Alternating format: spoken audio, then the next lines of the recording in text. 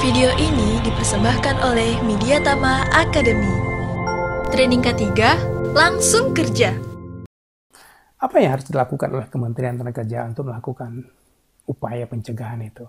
Bu Menteri untuk tahun ini sudah menetapkan bahwa strategi program nasional Kementerian Tenagakerjaan ada 5. Nah, 5 sampai 2024. Yaitu satu adalah gerakan promosi K3. Kita ingin dorong, kita ingin mengajak Bapak dan Ibu calon-calon ahli ini, bahkan mungkin saya sebut ahli nanti selesai di sini, bagaimana kita mempromosikan K3 itu. Kita kenalkan ke masyarakat, kita ajak masyarakat, kita ajak semua pekerja, kita ajak semua pengusaha, bagaimana mempromosikan K3, apa pentingnya, apa manfaatnya, apa yang diterima oleh pekerja, apa yang diterima manfaat oleh dunia industri kalau menerapkan K3 dengan baik dan benar. Kemudian yang kedua, kita akan tingkat kualitas sumber daya di industri dengan pendekatan K3. Operatornya, kita didik, kita ajarin mereka. Kita berharap juga pada ahli-ahli ini bisa melaksanakan itu. Didik mereka bagaimana cara bekerja dengan baik dan benar. Karena kalau cari kasus kecelakaan mereka juga dirugikan. Kemudian level selanjutnya, teknisi mungkin di perusahaan, bagaimana mereka bisa bekerja dengan cara-cara efek, cara-cara K3, cara-cara yang benar untuk dia samping untuk mengelola menjaga aset perusahaan, tapi juga dia harus bisa mengendalikan potensi resiko yang bisa terdampak terhadap dia. Kemudian level selanjutnya adalah teman-teman yang cari calon ahli ini. Kita ingin tingkat terus kapasitas teman-teman, bahkan selesai di sini kalau insya Allah sudah memenuhi syarat semua, kita kapan-kapan kita ketemu untuk mereview lagi dengan perkembangan teknologi, dengan teknologi baru. Kemudian juga kami juga akan meningkatkan kemampuan teman-teman kami pengawas, melakukan pengawasan yang bisa interaktif dengan Bapak dan Ibu untuk melakukan pengawasan dengan metode, dengan cara, dan mengenalkan risiko-risiko baru di tempat kerja. Kita review terus, kita tingkat terus kapasitas SDM Indonesia. Kita berharap semua orang peduli terhadap keselamatan kerja. Tidak ada kasus kecelakaan kerja. Kita harap proses produksi di Indonesia ini tetap sustainability-nya bagus, tenaga kerja tidak ada yang mengalami kecelakaan, produksi tidak terganggu. Kemudian juga tentunya Kementerian Tenagakerjaan akan penguatan dan pengawasan dan penegakan hukum tenaga kerja. Jadi saya sampaikan kami akan menguatkan lembaga-lembaga daerah ya, yang ada di provinsi.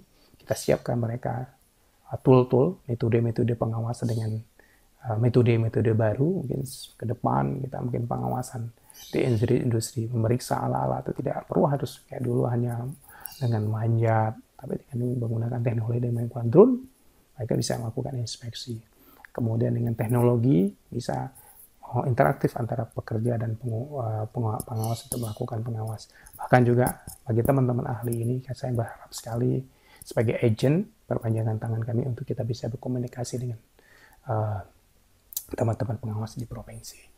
Nah, bila mana juga sudah dilakukan pembinaan, informasikan, tetap juga perusahaan-perusahaan tidak melaksanakan K3, ya tentu kami akan mendorong teman-teman pengawas spesialis dan PPNS untuk melakukan upaya-upaya penegakan hukum agar proses produksi itu tidak terganggu, agar pekerja tidak juga bisa menimbulkan kecelakaan kerja. Tujuannya adalah agar proses produksi di tempat kerja itu tidak terganggu. Dampaknya bisa menyebabkan kerugian baik tenaga kerja maupun masyarakat.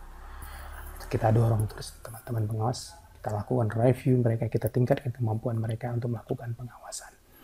Kemudian yang selanjutnya akan penguatan sistem pelaporan. Kami akan integrasikan di Kementerian Tenagakerjaan sudah membuat siswanaker tentang pelaporan tenagakerjaan. Di situ bisa tergambarkan salah satunya adalah kasus-kasus kecelakaan kerja.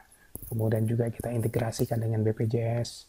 Kita juga akan bangun teman K3 yang saya sampaikan tadi sebagai tempat analisis kasus-kasus kecelakaan kerja. Saya juga berharap ke teman-teman ahli ini bisa komunikasi dengan Direktur K3 untuk memberi informasi-informasi tentang penerapan K3 di tempat kerja. Apalagi kita lihat sekarang dengan teknologi yang cukup maju, ada metode-metode baru dan cara-cara baru untuk mengendalikan potensi bahaya di tempat kerja.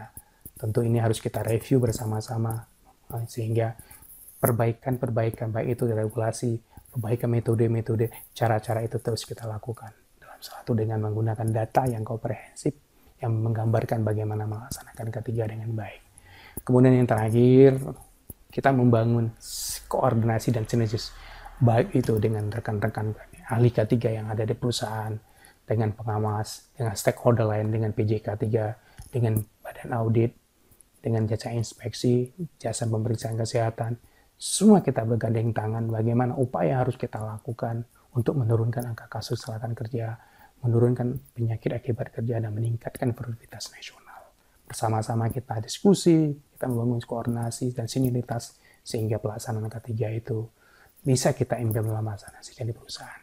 Dan masyarakat insya Allah sadar akan pentingnya keselamatan dan kesehatan kerja.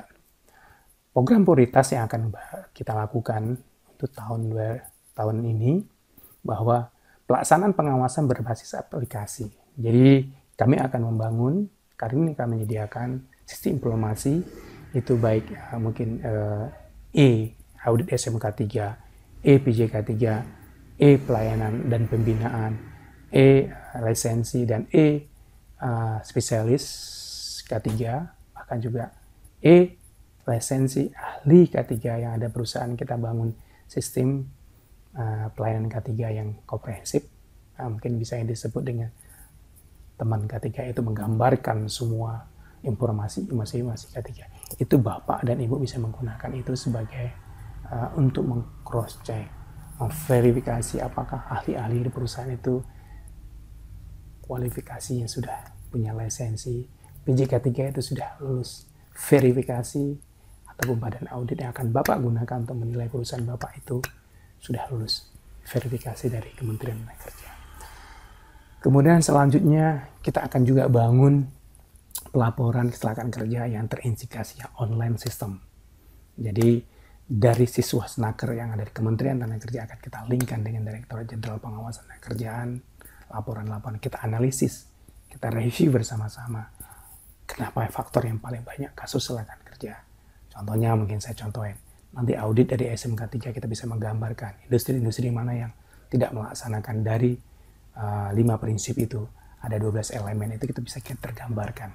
Itu bisa digunakan untuk membuat kebijakan ke depan dalam upaya pencegahan kecelakaan kerja dan penyakit akibat kerja. Kemudian kita juga akan bangun integrasi dengan BPJS bila mana terjadi kasus kecelakaan kerja. Bagi perusahaan-perusahaan tidak melaksanakan dengan apa yang harus kita lakukan? Kita berharap sekali BPJS bisa melakukan program promotif dan preventif bersama-sama nakes dan bersama dengan Bapak dan Ibu. Semua melakukan upaya pencegahan, mendidik mereka, mengkasih tool untuk melakukan apa yang harus dilakukan untuk mencegah kecelakaan kerja. Namun bila ada terjadi kasus kecelakaan kerja, maka pekerjanya apa yang harus didapatkan? Apakah dia perawatan? Bahkan jika ada pekerja yang mengalami cacat, dia tidak bisa lagi melakukan aktivitas, kita akan dorong, kita akan memfasilitasi bahwa pekerja itu harus bisa kembali lagi dengan program Return to Work program. Kita susun bersama, kita buat tool yang komprehensif sehingga pekerja itu bisa produktif lagi, bisa masuk ke dunia kerja lagi.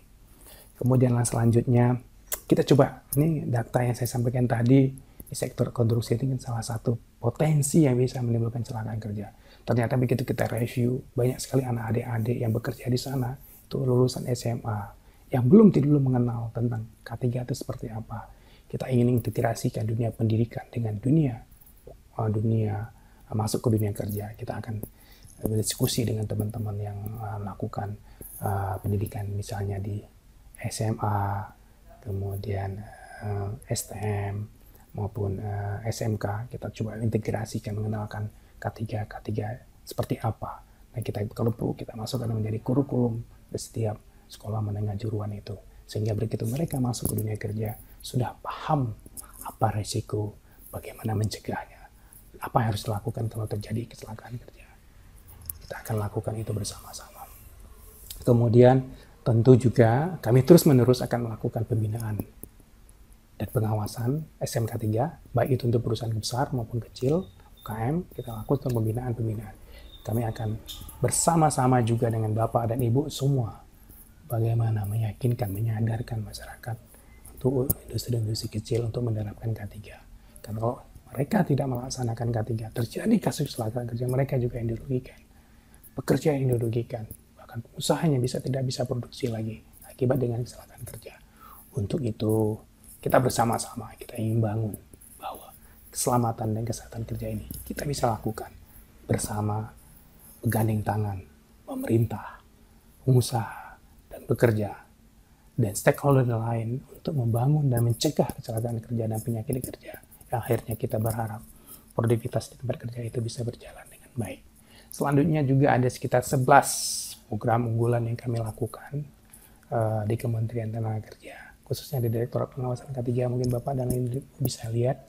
Satu adalah peningkatan SDM yang saya sampaikan tadi, kemudian juga peningkatan penilaian dan pemberian penghargaan. Jadi bagi perusahaan-perusahaan yang sudah melaksanakan K3, tentu kita harus memberi reward. Bagi teman-teman, bagi perusahaan, bagi ahli yang sudah melaksanakan K3 dengan baik, tentu kita akan beri reward penghargaan bagi mereka-mereka yang sudah melaksanakan K3. Kemudian regulasi saya sampaikan tadi, akan kita review, kita lihat perkembangan situasi dengan teknologi ini, kita review regulasi-regulasi, dan juga mohon masukan dari rekan-rekan semua ahli untuk mereview regulasi-regulasi yang tidak sesuai dengan lapangan. Kita coba akan review. Kemudian juga kita terus melakukan peningkatan kerjasama dengan stakeholder, baik dari universitas, dengan akademi-akademi. Kita review terus regulasi-regulasi yang kita punya.